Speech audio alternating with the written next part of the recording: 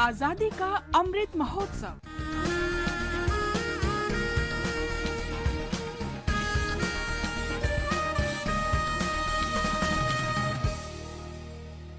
आजादी का सफर आकाशवाणी के संग।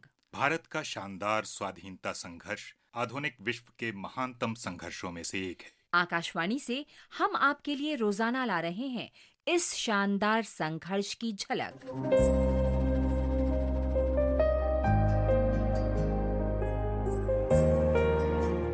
आज की कड़ी में हम स्वाधीनता सेनानी बिस्वनाथ दास को स्मरण कर रहे हैं। उनका जन्म 8 मार्च 1889 को हुआ था। वे महात्मा गांधी के आह्वान पर 1921 में वकालत छोड़कर असहयोग आंदोलन में शामिल हो गए थे।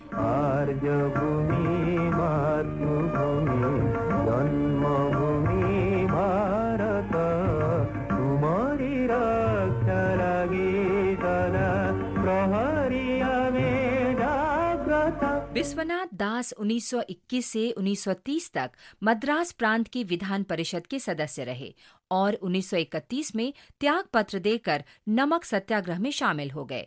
उन्होंने ओडिया भाषी लोगों के लिए अलग राज्य के निर्माण में महत्वपूर्ण भूमिका निभाई। वे 1937 से 1939 के दौरान ब्रिटिश शासन के ओडिशा प्रांत के प्रधानमंत्री बने।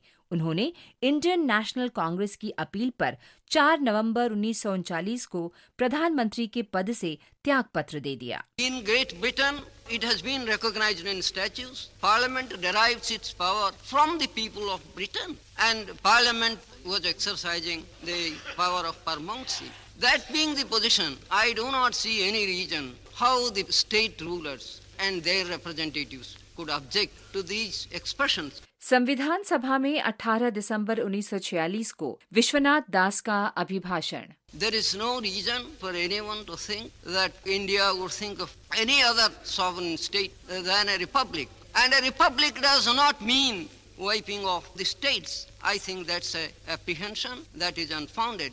स्वतंत्रता के उपरांत बिस्वनाथ 1950 में लोकसभा के लिए निर्वाचित हुए और उत्कल प्रदेश कांग्रेस कमेटी के अध्यक्ष बने। वे 1962 में उत्तर प्रदेश के राज्यपाल नियुक्त किए गए और बाद में 1971 में ओडिशा के मुख्यमंत्री बने।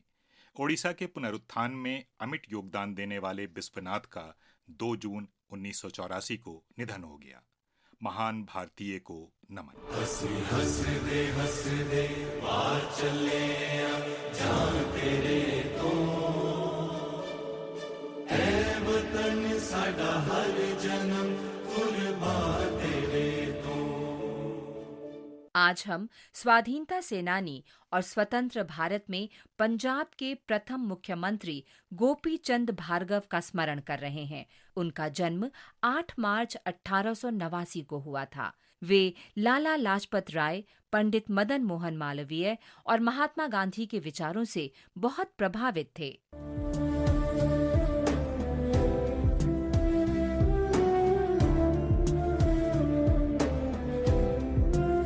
पेशे से मेडिकल डॉक्टर गोपी चंद का जन्म हरियाणा के सिरसा जिले में हुआ था।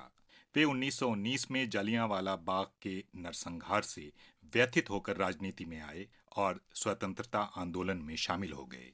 उसके बाद गोपी चंद ने गांधी जी द्वारा शुरू किए गए प्रत्येक आंदोलन में भाग लिया तथा 1921 से 1942 के दौरान कई बार जेल गए।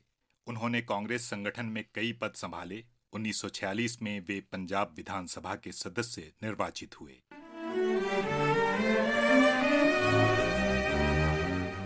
भारत की स्वतंत्रता के उपरांत सरदार पटेल के आग्रह पर उन्होंने पंजाब के प्रथम मुख्यमंत्री का पद स्वीकार कर लिया। वे 3 बार पंजाब के मुख्यमंत्री रहे। वे गांधी मेमोरियल फंड के प्रथम अध्यक्ष भी थे। 26 दिसंबर 1966 को गोपी चंद का निधन हो गया। आकाशवाणी की तरफ से महान राष्ट्रवादी को नमन।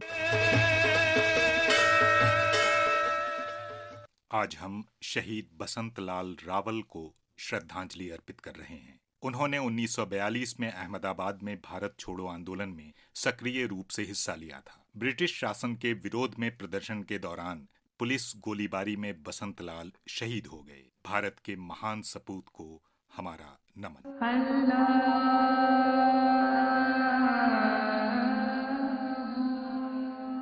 हम दिल्ली के निवासी स्वाधीनता सेनानी वजूद अली का भी स्मरण कर रहे हैं। उन्होंने 1857 में भारत के प्रथम स्वतंत्रता संग्राम में हिस्सा लिया था। दिल्ली के लेफ्टिनेंट कमांडर की हत्या और राजद्रोह के आरोप में ब्रिटिश सेना ने वजूद अली को गिरफ्तार कर लिया। उन्हें 8 मार्च 1858 को फांसी दे दी गई। शहीद वजूद अली को नमन। आज बस इतना ही। आजादी का सफर आकाशवाणी के संग। कल फिर मिलेंगे नई कड़ी के साथ।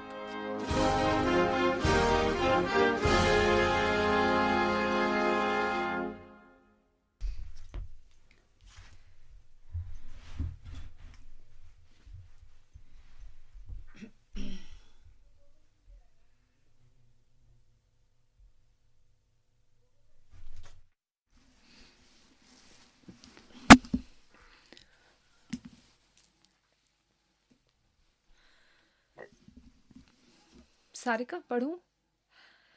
Talking about the parliamentary skills of Gobind Ballabh Pant, Dr. Subhash Kashyap, former Secretary General Lok Sabha, said,